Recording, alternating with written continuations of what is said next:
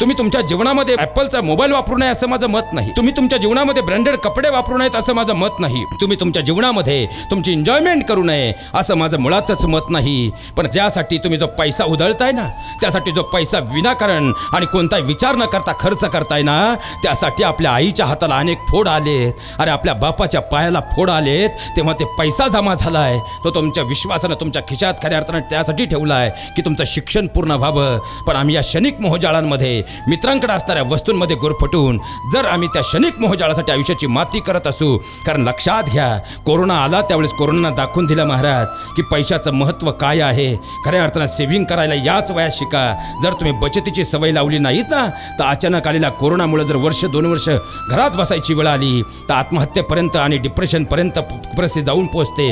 याचा विचार मात्र जीवनात ठेवा.